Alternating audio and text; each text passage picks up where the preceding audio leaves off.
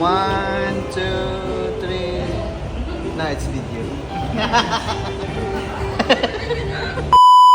Dahil nga summer ngayon dito sa Australia, kaya talagang grabe yung init na parabang nasa loob ka ng oven ang pakiramdam.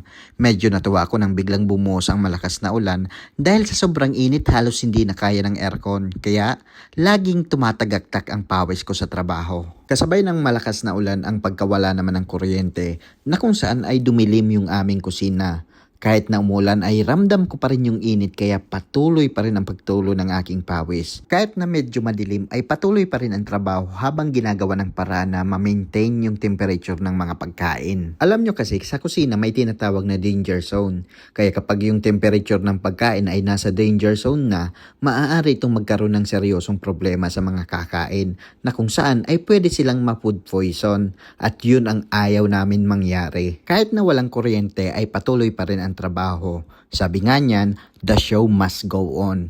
Kaya patuloy ang pag-prep para sa menu kinabukasan.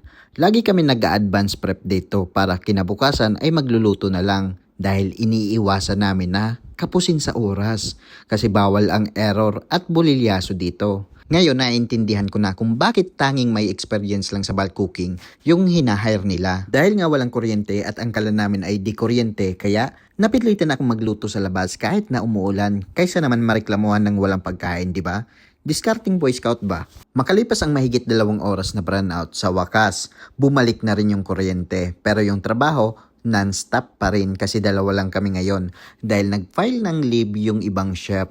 Sana all. Nairaos namin yung dinner service at nakapag-prep din kaya kinabukasan, nagkaroon kami ng simpleng salo-salo na kahit kunti lang kami ngayon ay nakapag-noche buena rin kahit papano. Hanggang dito na lang muna. Ako si Kusinerong Mayor na nagsabing ang pagiging kusinero ay maraming sakripisyo. Merry Christmas at enjoy the holidays. Paalam! 1, 2, 3. Na, it's video.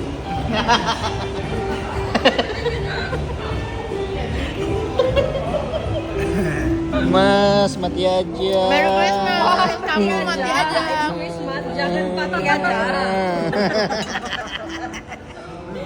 Jangan matiin dulu. Terima kasih.